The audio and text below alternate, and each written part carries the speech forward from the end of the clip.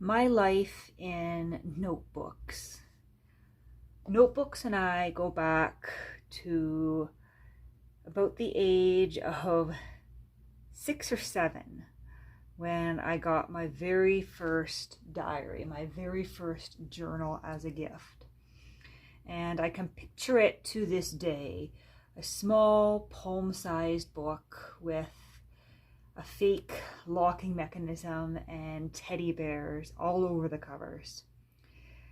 And to this day, I wish I still own that notebook, but I do not. As a teenager, embarrassed by my childhood ramblings, I discarded many of the early notebooks that I did have. That teddy bear diary was followed up by a diary with a cat on the cover. And once again, a little locking mechanism and a little key. And that notebook had a very distinct perfumed smell to it. And although it's been over a decade since I last held that notebook in my hands, I can still remember the scent of the paper in that notebook.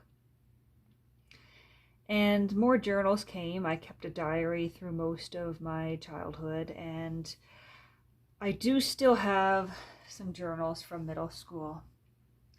So this is my life in notebooks. At age 12, I was into green neon, and I would often ask for journals or notebooks as gifts. And this was either a birthday present or a Christmas present from my grandmother. Neon green soon turned into Minnie Mouse and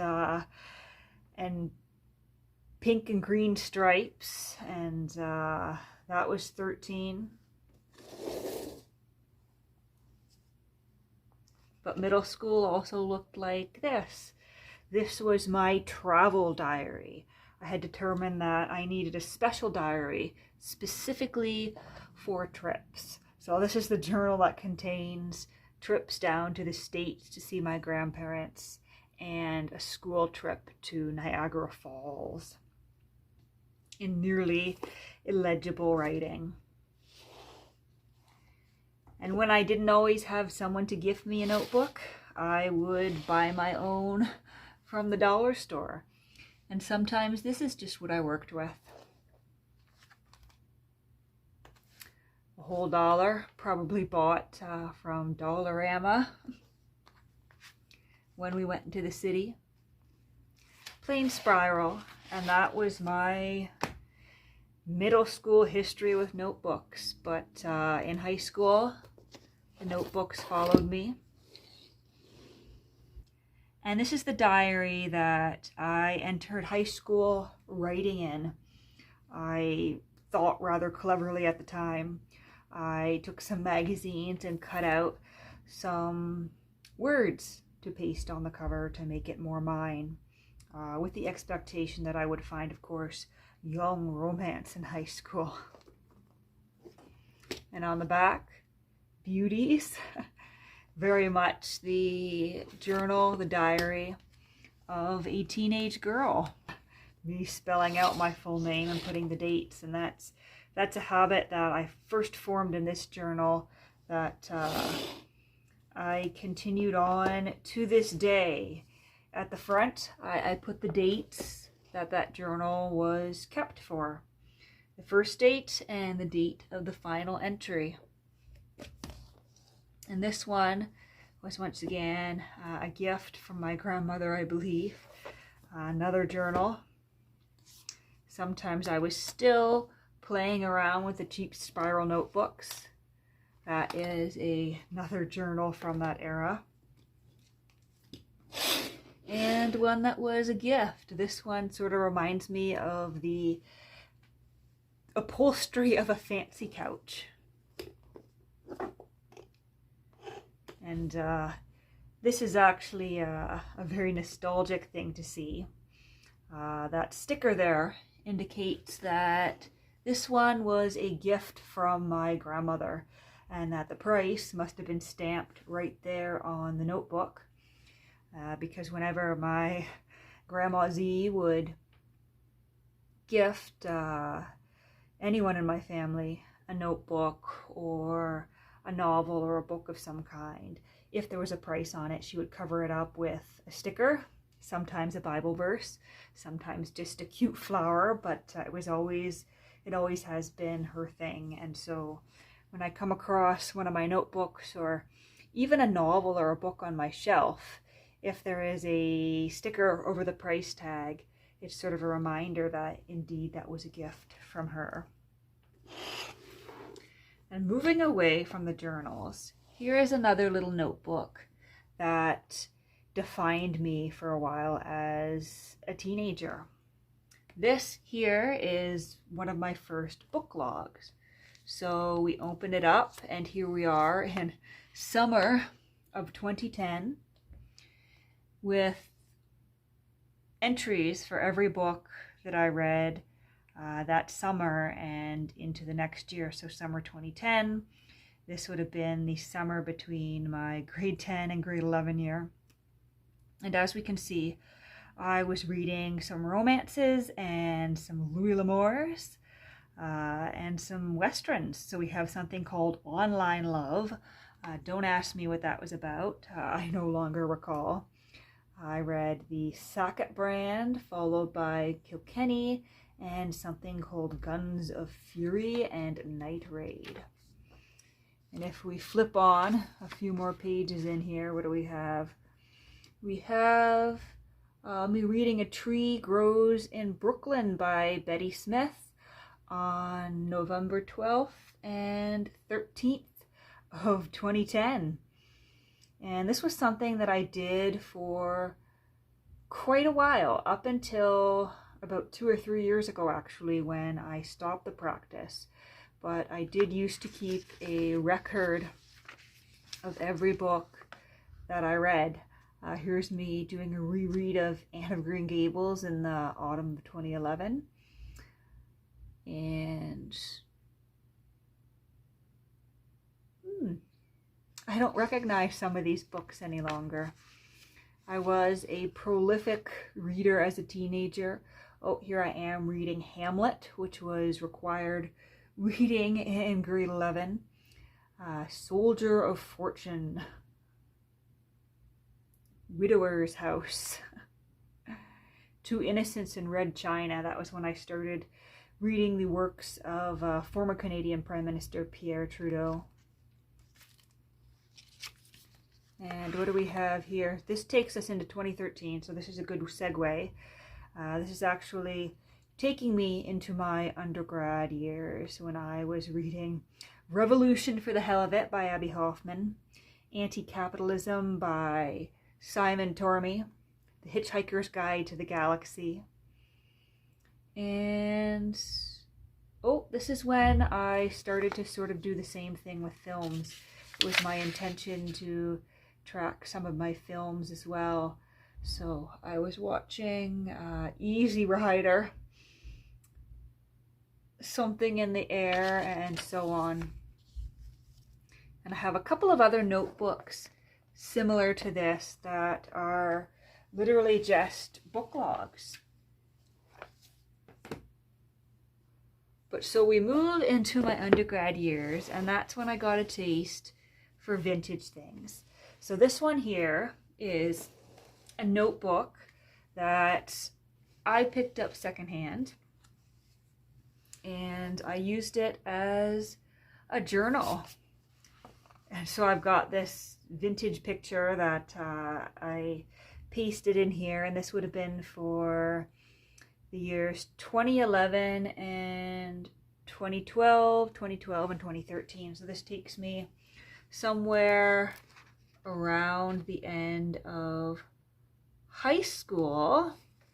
Actually, my last semester of high school into my undergrad. And this is interesting here. I remember distinctly sitting in the library where I did my undergrad and looking out the window and sketching this little image here. That's back when I was sort of still into art. And so that was my journal for a period of time. And these are all going to be out of order, but this was one of the earliest commonplace books that I still have my hands on. And so it's just me, quotes, notes, stuff for classes, stuff for my undergrad thesis eventually. But this one was a gift from my grandmother as well. Faux leather. We've got these interesting plant things going on here. This is one that I purchased myself. We've got faux leather here, and this is kind of a hard surface. It almost looks like wood, but it's not. It's some sort of really thick cardboard. And yeah, this is once again one of my journals.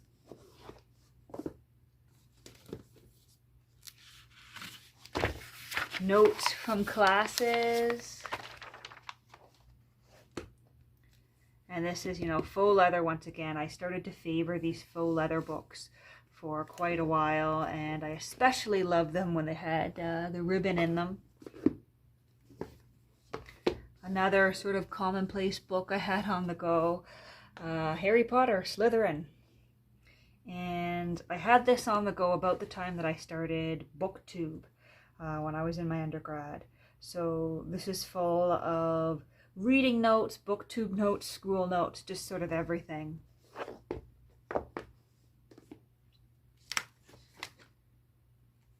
And this one here is another book log. Another wonderful book log that I used to keep. And this is when I got really into the fancy notebooks. So this one has a faux leather spine here. Both boards are pretty much the same. Gold paper. And here I am keeping a record of my reading. And so this is, as I said, undergrad, and I started to become, I guess I would say, more sophisticated with the way I was keeping my entries. Instead of just title, author, and dates read, I tried to put in place a star system, making some notes, copyright date, sometimes even the publisher. And this takes us from 2016 to 2018. So let's see, what am I reading here? Christmas Carol, The Garden of Eden by Hemingway, Clandestine in Chile by Gabriel Garcia Marquez, The Elegance of the Hedgehog, The Sea of Adventure by Enid Blyton. That was a nostalgic reread. This was definitely my Gabriel Garcia Marquez phase. There's his novel Autumn of the Patriarch.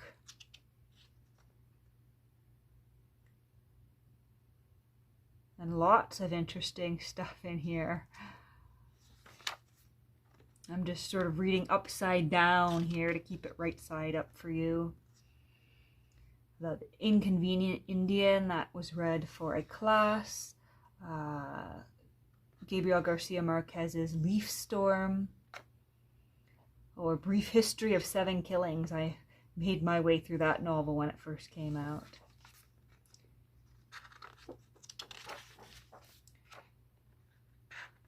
And sometimes, I would try to do it after I finished each book, but it did get to the point where I started to lapse in my entries, and sometimes I would have to think back to make multiple entries at once for several days or several weeks worth of reading.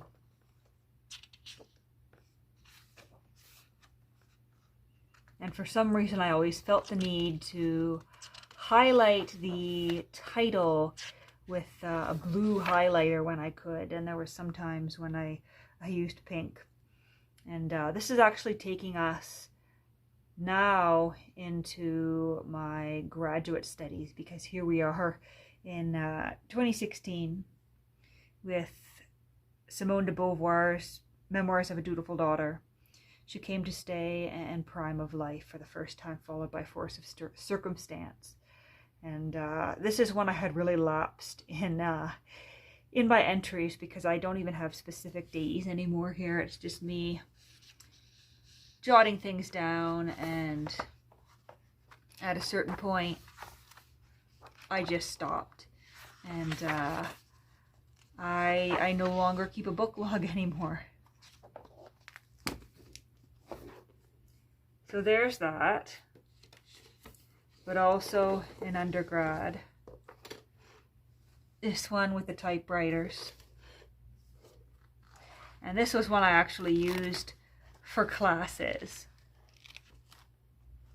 So certainly more of a class notebook than a journal here, and it's got these interesting butterflies. And I think this one was once again a gift, because it's not something that I think I particularly would have bought myself. And I recall using this for a class on Indigenous governance systems. And then we have another journal here, once again, very intricate, very fancy. There was a time when it either had to be like gold embossed and very intricate and fancy, or I needed something in faux leather. That was just how I did things. And now we're making the transition from undergrad, where I needed to be very, very fancy, to grad school. So this is the journal that I was keeping when I started grad school. It's got the tail end of my undergrad, the start of grad school. And in undergrad, I had put all sorts of interesting stickers and things on here. And then at a certain point, I got tired of those stickers. They weren't me anymore. And I said, screw it, let's duct tape everything. Because somehow I thought that was better. And this was once upon a time a very nice leather notebook that I paid $50 for. But it did serve as my journal for much of undergrad and grad school.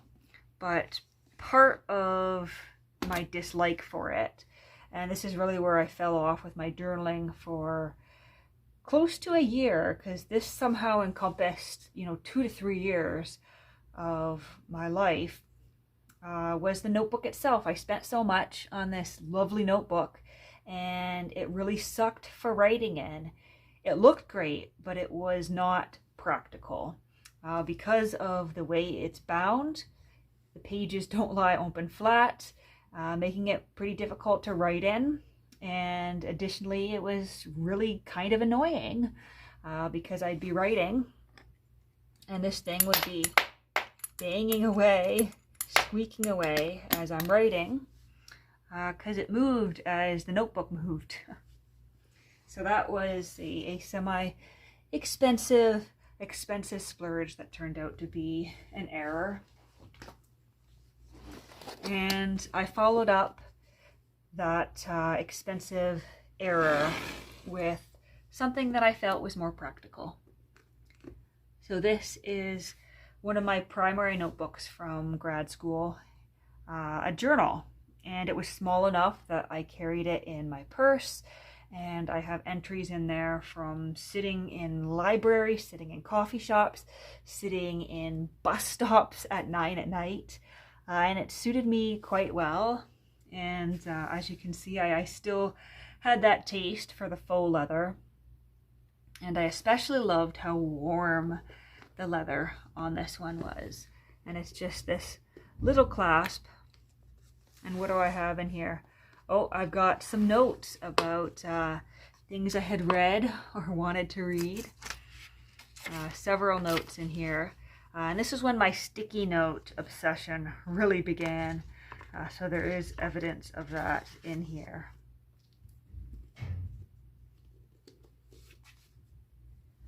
But a lot of grad school was spent being very economical and practical. So gone are the fancy notebooks and whatnot that I was using to take notes in class. And I just pulled out the good old-fashioned spirals. Despite it being, 2016, 2017 when I started grad school, I was not a laptop person, and I have never really been a laptop person for taking notes. I much prefer my ballpoint pen and my paper. And I did get a liking for these Cambridge Limited notebooks because I found them sturdier than your typical Hilroys, but I did use quite a lot of Hilroys. So this is a class on Canadian legislature. I think this was my class on federalism.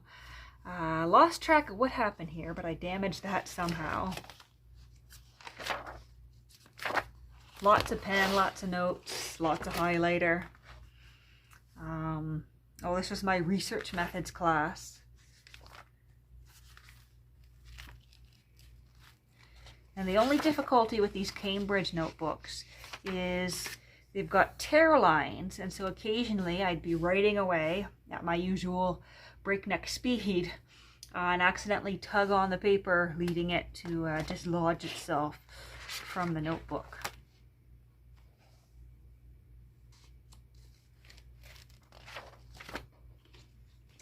So that was grad school. And then sort of modern, more contemporary notebooks. So this is the journal I was keeping in 2019, 2020. And it was sort of tongue-in-cheek buying this notebook that says plans for world domination, because taking over the world is the last thing on my to-do list. And it turned out to be even more absurd when 2020 rolled around. And this one, along with this second volume here, I've sort of labeled these as my pandemic journals, and I'm all the way on to a third volume, a third notebook here that pretty much served as my journals since March of 2020. And I think March 2020 is about halfway to 2/3 of the way through this book. This one encompasses just about from last August up until February or early March of this year. And now I'm almost 1/3 of a way through a third notebook. So these will certainly be interesting to look back on in future years, just to recount, just to see my account of how I've spent this time.